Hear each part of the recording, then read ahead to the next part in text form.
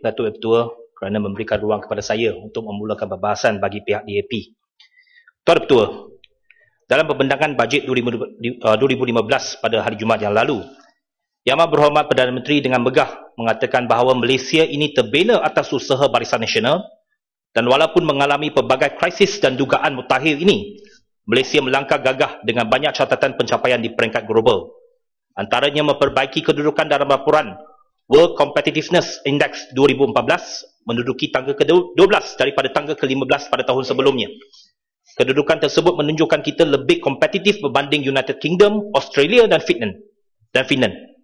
Yang kedua, menduduki tangga ketiga terbaik daripada 22 buah negara bagi penilaian Best Emerging Markets yang dikeluarkan oleh Bloomberg. Ketiga, menduduki tangga ke-6 daripada 189 buah negara dalam laporan Ease of Doing Business oleh Bank Dunia, di mana kita menduduki tangga pertama dalam aspek mendapatkan kemudahan pembiayaan. Apa yang menarik ialah, nampaknya Yang Amat Berhormat Perdana Menteri hanya berani menyatakan laporan-laporan atau indeks-indeks antarabangsa yang menunjukkan betapa Malaysia adalah sebuah negara yang business friendly, tetapi langsung mengenepikan dan mendiamkan diri dalam laporan-laporan dan indeks-indeks yang menunjukkan kedudukan Malaysia di persada antarabangsa dalam isu-isu integriti, kebebasan media, ketelusan, perang terhadap rasuah dan accountability. Tuan Ketua, masalah kita pada hari ini bukannya Malaysia ini tidak business friendly, tetapi masalahnya ialah Malaysia dilihat sebagai corruption friendly. Kalau Yang Amat Berhormat Perdana Menteri menggunakan 3 indeks untuk menunjukkan betapa hebatnya Malaysia di bawah pentadbiran Barisan Nasional, maka saya juga ingin menggunakan 3 contoh indeks antarabangsa untuk membuktikan betapa teruknya pemerintahan Barisan Nasional. Antaranya, yang pertama, dalam indeks persepsi rasuah atau Corruption Perception Index yang dijalankan Transparency International, Malaysia menduduki tangga ke-53 daripada 177 buah negara. Kedudukan ini lebih teruk dari zaman Tun Dr. Mahathir, di mana pada tahun terakhir pentadbiran Tun Mahathir, iaitu tahun 2003, Malaysia berada di kedudukan ke-37. Bukan itu sahaja, malah persepsi rasuah di Malaysia pada hari ini lebih teruk daripada negara-negara seperti Rwanda, Estonia dan Botswana yang mempunyai ranking yang lebih baik daripada Malaysia. Dalam laporan Global Financial Integrity, Malaysia menduduki tempat keempat dari segi jumlah kumulatif pengaliran keluar dana secara haram atau illicit financial outflows yang berjumlah US dollar 370.38 bilion di antara tahun 2002 hingga tahun 2011. Ini bermakna aliran keluar wang haram dari Malaysia lebih hebat daripada negara-negara seperti Filipina, Nigeria dan Venezuela. Dalam laporan World Press Freedom Index 2014 yang dikeluarkan oleh Reporters Without Borders, Malaysia mendapat tempat ke-147 daripada 180 negara yang diselidik dari segi tahap kebebasan media mereka. Ini bermakna tahap kebebasan media di Malaysia lebih teruk daripada negara-negara seperti Myanmar, Ethiopia, Burundi, Cameroon dan Mozambik. Tuan Yang Di-Pertua, masalah terbesar dalam bajet kerajaan persekutuan bukannya kita kekurangan hasil, tetapi pertambahan hasil yang sebesar mana pun tidak akan dapat menampung perbelanjaan yang tidak terkawal sekiranya tidak ada usaha untuk menutup lubang kebocoran kewangan negara akibat daripada ketirisan, pembaziran dan rasuah yang berleluasa dalam perbelanjaan sektor awam. Hakikatnya jumlah hasil yang dipungut oleh kerajaan persekutuan sentiasa meningkat dari tahun ke tahun walaupun sebelum GST dilaksanakan.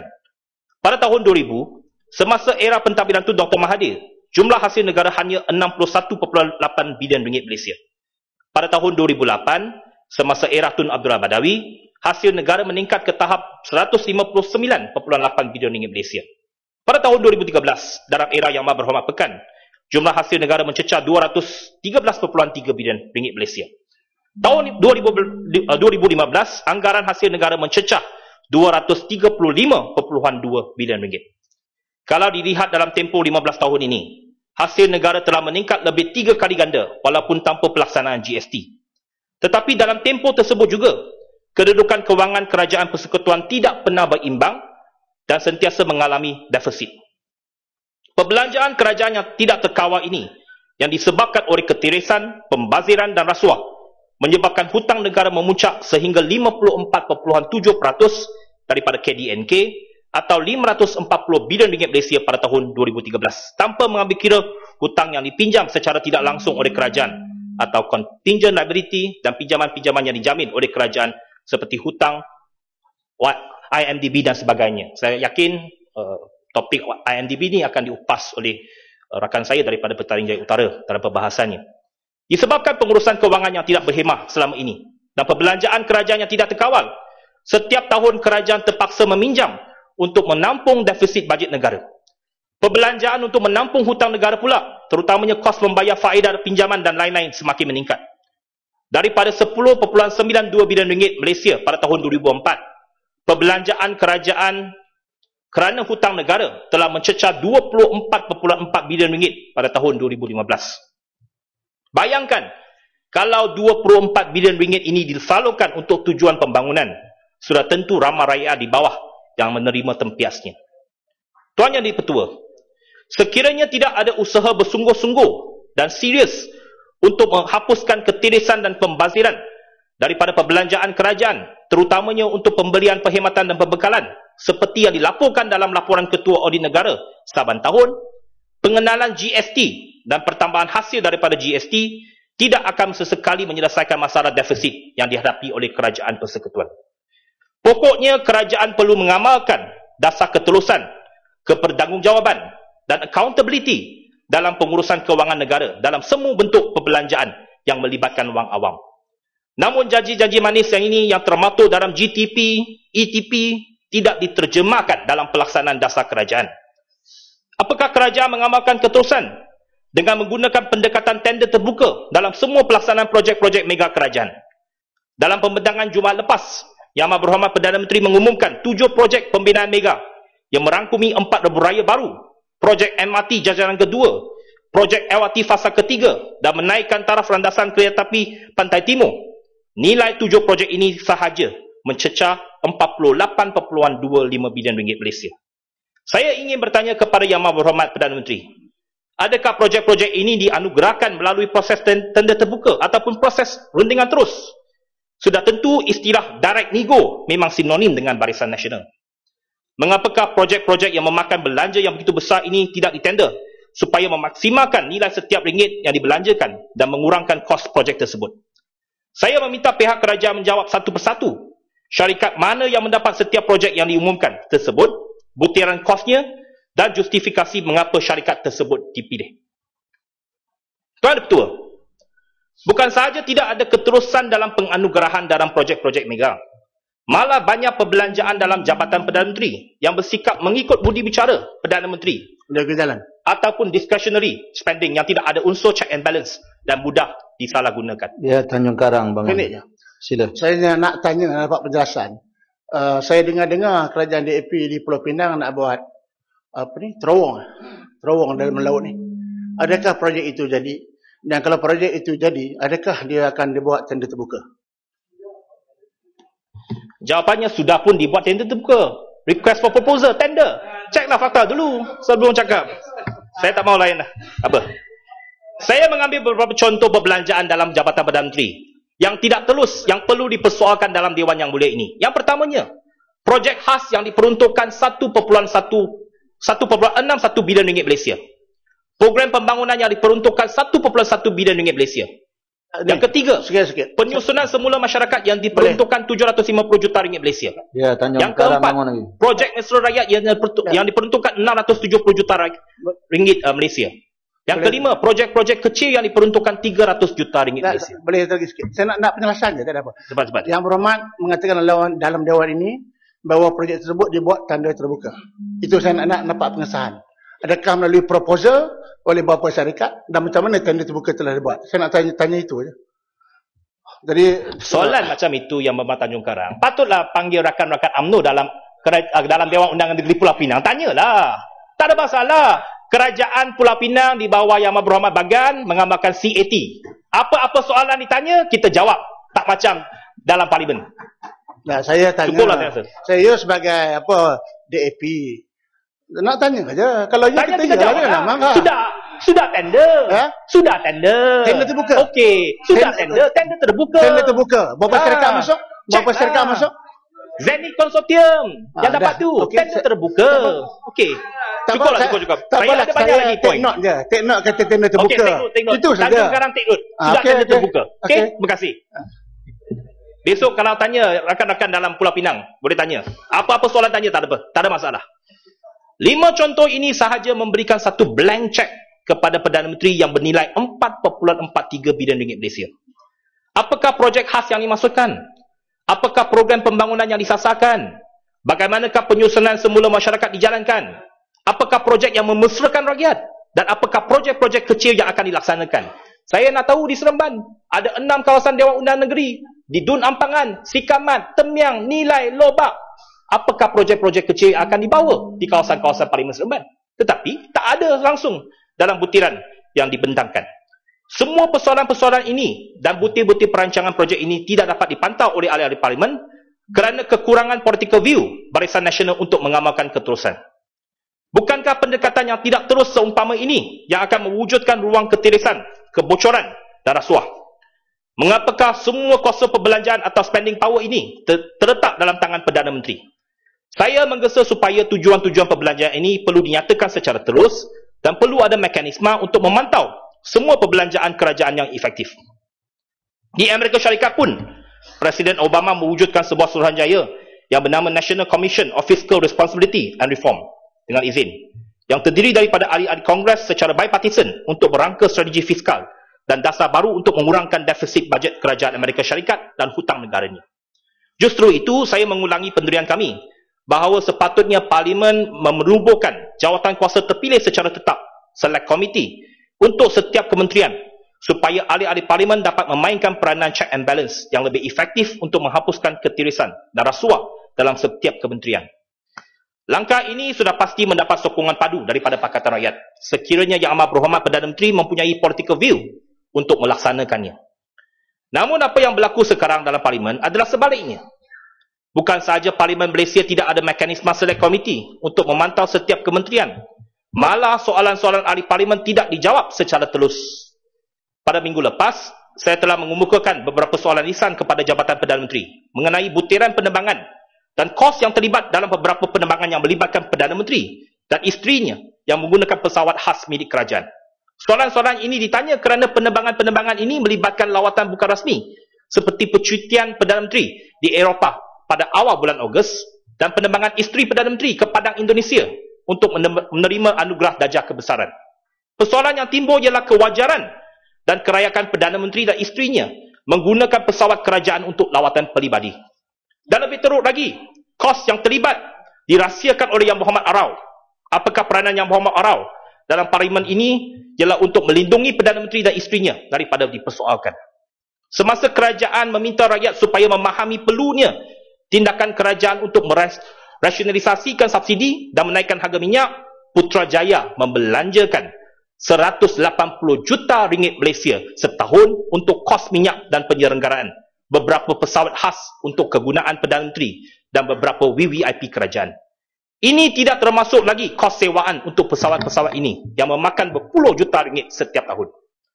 Bagaimana pemimpin negara boleh memahami masalah kesempitan hidup yang dialami oleh rakyat jelata akibat daripada kenaikan harga minyak dan cukai GST sekiranya mereka hidup secara begitu mewah dengan khazanah kekayaan negara sehingga bil elektrik di Seri Perdana pun mencacah 2.5 juta ringgit setahun yang dibayar oleh pembayar cukai. Pada pagi tadi, Yang Berhormat Padang Besar memfitnah bahawa kononnya Yang Amat Berhormat Ketua Menteri Pulau Pinang menggunakan duit rakyat untuk membeli sebuah kereta mewah Hummer bernilai 2 juta ringgit. Saya nak merekodkan dalam Dewan Yang Mulia ini adalah satu fitnah yang dibuat oleh cyber trooper oleh Barisan Nasional yang cuba memfitnah Ketua Menteri Pulau Pinang. Tidak pernah Ketua Menteri Pulau Pinang menggunakan 2 juta ringgit untuk membeli sebuah kereta. Kereta Mercedes-Benz dia tak sampai 200,000. Malah penerbangan beliau daripada Pulau Pinang ke Kuala Lumpur sentiasa menggunakan kelas ekonomi. Tidak pernah Ketua Menteri Pulau Pinang membazirkan wang rakyat seperti yang dilakukan oleh Kerajaan Persekutuan. Yang ada kereta Hummer itu menteri-menteri daripada UMNO, bukannya Ketua Menteri Pulau Pinang. Cek dululah fakta. Tuan-tuan, Yang Amat Berhormat Perdana Menteri mengatakan bahawa kerajaan begitu prihatin dan memastikan pelaksanaan GST tidak membebankan rakyat. Maka penjualan runcit minyak RON 95, diesel dan LPG diberikan pelepasan GST yang bernilai 6%. Cakap-cakap ini cukup indah. Tetapi rakyat Malaysia pada hari ini tidaklah mudah dipedaya dengan dakwah dan propaganda kerajaan. Kerana mereka sedar pada hakikatnya harga runcit RON 95 telah pun dinaikkan sebanyak 10% seminggu sebelum pembendangan bajet 2015.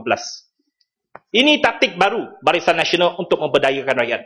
Percayalah, tak ada sesiapa yang percaya dengan dakwah kononnya kerajaan Barisan Nasional ini prihatin dengan rakyat. Yang Berhormat Perdana Menteri juga menyatakan 532 jenis barangan dalam basket of goods akan mengalami penurunan harga sehingga 4%. Peniaga-peniaga di Seremban mengatakan ini angan-angan kosong. Jangan harap ia akan berlaku. Hakikatnya, pengenaan cukai GST pada kadar 6% ditambah pula dengan kenaikan harga minyak merupakan faktor berkembang yang akan menyumbang kepada kadar inflasi yang tinggi. Kesimpulan ini tidak perlu dinyatakan oleh pakar ekonomi. Peniaga warung kopi pun tahu jawapannya. Kita tak perlu pergi ke jauh. Kafeteria untuk ahli parlimen di sebelah dewan ini pun telah menaikkan harga sejak bermulanya sidang pada minggu lepas. Dulu harga teh tarik, Nescafe dan Milo semuanya RM2 secawan. Sekarang cawan yang sama besarnya telah dinaikkan harga daripada RM2 sehingga RM3 secawan. Kenaikan 50%. Mengapakah Yang Berhormat Kuala Pilah selaku Menteri Perdagangan Dalam Negeri tidak mengambil tindakan terhadap operator tersebut, iaitu PWTC Catering? Saya tidak memarahi pekerja-pekerja di kafeteria tersebut, tetapi operator ini siapa?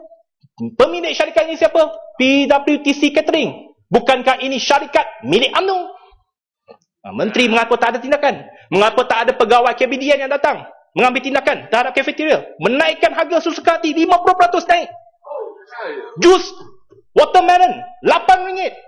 Ini lebih hebat daripada hotel.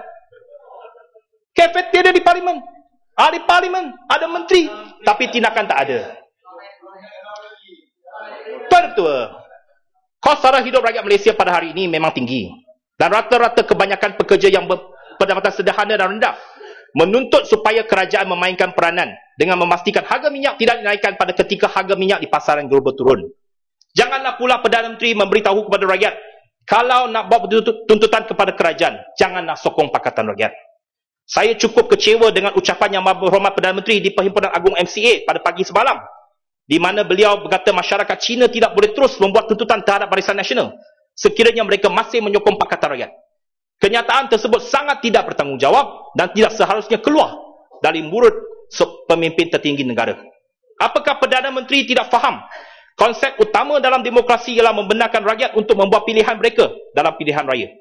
Hak dan kebebasan untuk memilih parti mana dan calon mana untuk mewakili mereka adalah sesuatu yang tidak boleh dipersoalkan dalam demokrasi. Maka adalah menjadi tanggungjawab parti yang membentuk kerajaan selepas pilihan raya untuk mentadbir negara dan berkhidmat untuk semua rakyat tanpa membalas dendam terhadap pengundi yang tidak menyokong mereka. Sekiranya beliau tidak faham perkara yang begitu asas ini dalam demokrasi, janganlah memalukan diri sendiri dengan mengatakan bahawa beliau ingin menjadikan Malaysia the best democracy in the world. Tambahan pula, saya ingin mengingatkan Yang Berhormat Perdana Menteri bahawa yang tidak menyokong Barisan Nasional bukan sahaja di kalangan masyarakat Cina, tetapi dalam pilihan raya umum ke-13, 52% pengundi Malaysia telah menolak Barisan Nasional. Sudah tentu jumlah pengundi masyarakat Cina tidak mencecah 52% dan jumlah ini melambangkan rakyat Malaysia dari pelbagai kaum dan agama. India, Melayu, Cina, Kadazan, Iban yang bersatu menolak pentadbiran Barisan Nasional. Saya nak tanya Yang Berhormat Perdana Menteri, apakah 52% rakyat Malaysia yang tidak menyokong Barisan Nasional ini juga tidak boleh membuat tuntutan terhadap kerajaan? Kalau rakyat tidak boleh membuat tuntutan daripada kerajaan, apakah 52% rakyat ini yang tidak menyokong Barisan Nasional dikecualikan daripada membayar sebarang cukai, termasuk cukai GST? Masyarakat Cina sama seperti dengan semua rakyat Malaysia, bukannya meminta sedekah daripada kerajaan. Adalah menjadi tanggungjawab kerajaan untuk melaksanakan dasar yang adil kepada semua, seperti memberikan peruntukan yang sama rata kepada semua jenis aliran sekolah. Peruntukan RM50 juta untuk dibahagikan kepada lebih 1,200 buah sekolah rendah jenis kebangsaan Cina SJKC yang puratanya tak sampai RM40,000 untuk sebuah sekolah, seolah-olah melepaskan batuk di tangga. Namun yang lebih memalukan ialah parti komponen Barisan Nasional yang mengatakan dirinya mewakili masyarakat Cina, iaitu Presiden MCA sendiri mengucapkan ribuan terima kasih kepada Yang Berhormat Perdana Menteri. orang putih kata, it's peanuts. Shame on you, MCA. Tuan Yang Di-Pertua, industri pelancongan memang memainkan peranan yang sangat penting dalam proses pembangunan negara. Industri tersebut bukan sahaja dapat menyumbang kepada pertumbuhan ekonomi dalam pelbagai sektor perkhidmatan, malah ia merupakan satu penjana peluang pekerjaan yang cukup besar di kalangan rakyat Malaysia. Saya ingin mengucapkan syabas kepada Yang Berhormat Menteri Pelancongan dan Kebudayaan yang baru masuk tadi, tapi dah keluar, kerana kementeriannya diperuntukkan sebanyak 316 juta ringgit untuk melaksanakan pelbagai program bersempena dengan Malaysia Year of Festivals 2015. Kami memang mengakui bahawa Menteri Pelancongan sekarang ini lebih mesra dan adil kepada negeri-negeri Pakatan Rakyat, khasnya Pulau Pinang, memandangkan Pulau Pinang merupakan sebuah negeri yang cukup penting dan strategik dalam pembangunan industri pelancongan negara, berbanding dengan mantan menteri ini menteri yang sedia ada ini jauh lebih baik daripada mantan Menteri Pelancongan. Sikap yang adil, profesional dan mesra merupakan ciri-ciri yang sangat penting untuk kita bersama-sama membawa industri pelancongan negara ke pesada yang lebih tinggi. Marilah kita sama-sama think tourism.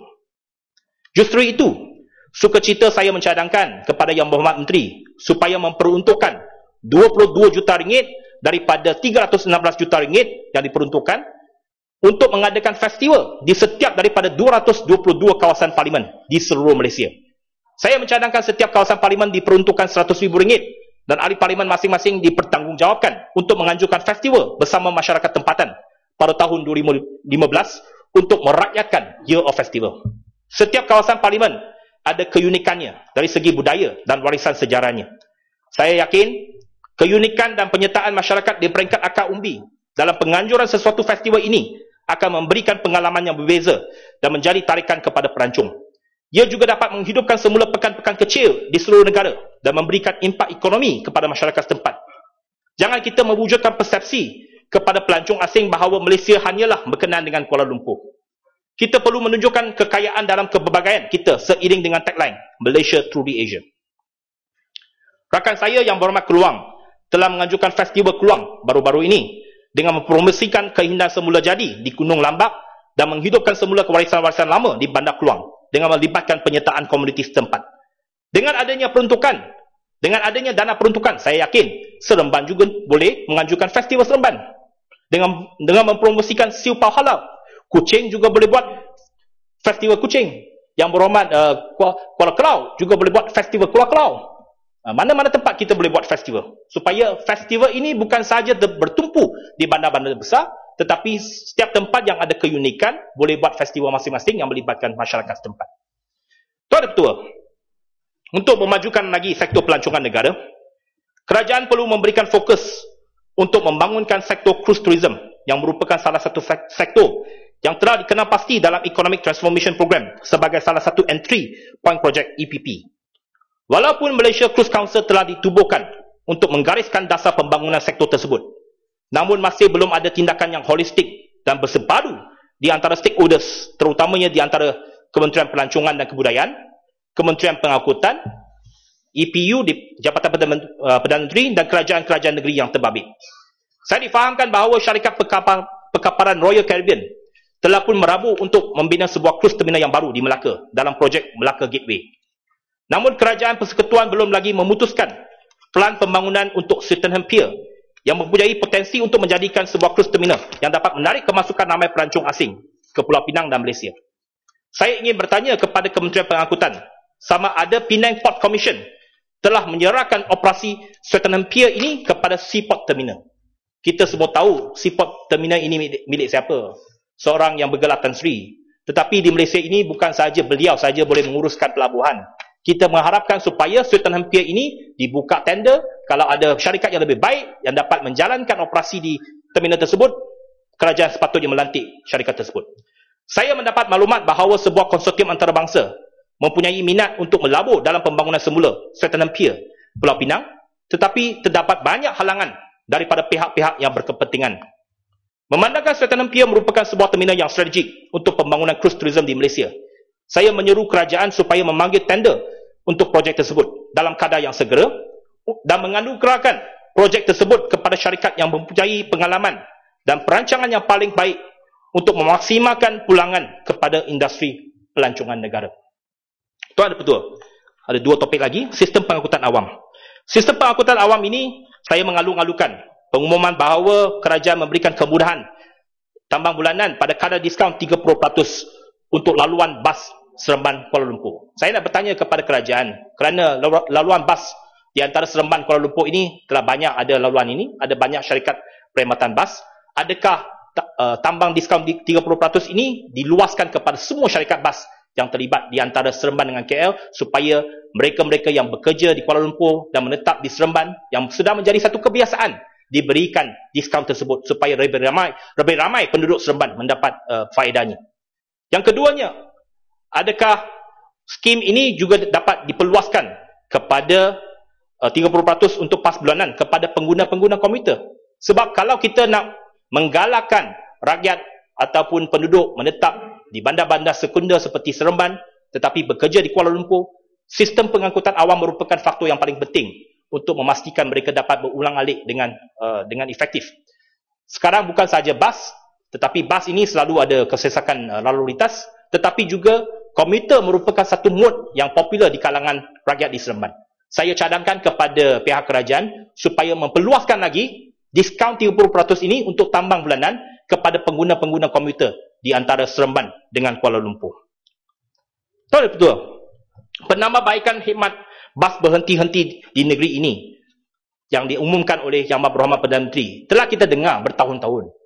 Tetapi masalah sistem pengangkutan awam di negara kita ini dah lama berlaku. Setiap tahun, saban tahun kita dengar parlimen ini, kerajaan buat pengumuman bahawa kerajaan akan menitik berat, akan memberikan fokus bagaimana untuk menyelesaikan masalah pengangkutan awam. Tetapi masalah ini tetap berlaku, tidak pernah ada penyelesaian. Masalah sekarang ialah pemusatan kuasa terhadap kerajaan persekutuan, terutamanya di bawah Suruhanjaya Pengangkutan Awam Darat. Banyak masalah-masalah yang terlibat di pekan-pekan, di bandar-bandar, tidak dapat diselesaikan dalam keadaan yang segera. Kerana kuasa untuk membuat keputusan semuanya terletak di SPAT. Kerajaan negeri nak buat sesuatu untuk menyelesaikan masalah, nak memberikan permit, nak memberikan lesen, membuat laluan baru, tidak boleh membuat keputusan. Kerana segala keputusan berkenaan dengan bas awam ini terletak di SPAT. Kita menyarankan supaya perlu ada reformasi dengan kerajaan pusat menurunkan kuasa kepada kerajaan negeri dari segi kuasa untuk memberikan permit dan lesen untuk laluan-laluan bas awam, supaya kita dapat menyelesaikan masalah ini dengan lebih berkesan.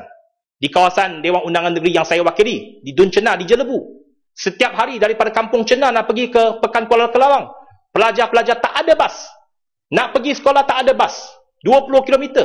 Tetapi kalau kita tak ada perkhidmatan macam ini, ramai pelajar-pelajar yang tak boleh pergi ke sekolah. Dan saya harap Seremban boleh gulung. Saya harap ini dapat diambil berat oleh pihak kerajaan. Yang terakhirnya, Datuk Ketua, saya ucapkan terima kasih kerana memberikan masa yang cukup mencukupi. Berkenaan dengan kenaikan ataupun perarasan gaji ahli-ahli parlimen daripada M54 kepada Jusasi, kita mengalu-alukan pengumuman ini. Tetapi saya rasa perlu ada lebih banyak keterusan dalam perkara ini. Kerana di pihak luar memang ada banyak pertanyaan daripada pihak media. Tetapi hakikatnya ahli-ahli parlimen tak ada butiran terperinci berkenaan dengan perarasan gaji ini. Dikatakan bahawa Jusasi ini tangga gajinya di antara 7,000 hingga 14,000. Tetapi butiran terperinci belum diumumkan. Ramai yang tertanya-tanya, apakah kenaikan itu? Berapakah peratusan? Sebagai anggota dalam jawatan kuasa Dewan, saya menyarankan supaya Tan Sri Yang di-Pertua dalam keadaan yang segera memanggil satu mesyuarat untuk membincangkan perkara ini. Kerana saya rasa itu perlu diputuskan dalam masa yang terdekat dan diumumkan kepada umum. Yang satu perkara yang saya nak tambah lagi berkenaan dengan perarasan gaji ini. Kita nak bagi satu pemahaman kepada rakyat bahawa kita tak mahu memberikan satu persepsi bahawa kenaikan gaji ini ahli parlimen perjuangkan untuk kebaikan diri sendiri. Kerana banyak perbelanjaan yang melibatkan pusat khidmat, pembantu-pembantu khas ini tidak diberikan subsidi ataupun peruntukan oleh pihak kerajaan. Kita terpaksa menggunakan allowance daripada allowance ahli parlimen ini untuk mengambil pembantu khas, membayar sewa, membayar bil elektrik dan sebagainya. Justru itu saya juga ingin mencadangkan kepada kerajaan supaya mempertimbangkan supaya setiap ahli parlimen diberikan ataupun dibekalkan sekurang-kurangnya 2 pegawai khas parlimen yang dibayar oleh pihak kerajaan. Ini kita tak payah mengambil allowance itu. Mungkin pihak kerajaan bimbang bahawa kalau allowance itu dibayar terus kepada ahli parlimen. Ahli parlimen ambil duit itu tetapi tidak mengambil pembantu ataupun tidak mengambil pegawai. Kita menyarankan supaya perjawatan itu diwujudkan. Supaya parlimen terus melantik pegawai-pegawai yang kita pilih itu, kita cadangkan itu, dan gaji terus dibayar oleh parlimen kepada pegawai-pegawai itu, supaya kita dapat menambah mutu perbahasan ahli parlimen, menambah perkhidmatan ahli parlimen, supaya pegawai-pegawai khas ini yang digaji oleh parlimen dapat membantu ahli parlimen. Dan ini juga merupakan satu cara untuk mewujudkan peluang pekerjaan kepada lebih 444 graduan-graduan yang mungkin mereka sebagai satu cara untuk menimba pengalaman di parlimen ini supaya mereka bakal menjadi pemimpin pada masa hadapan. Dengan itu saya mengucapkan terima kasih kepada Tuan Ketua. Terima kasih. Ya, saya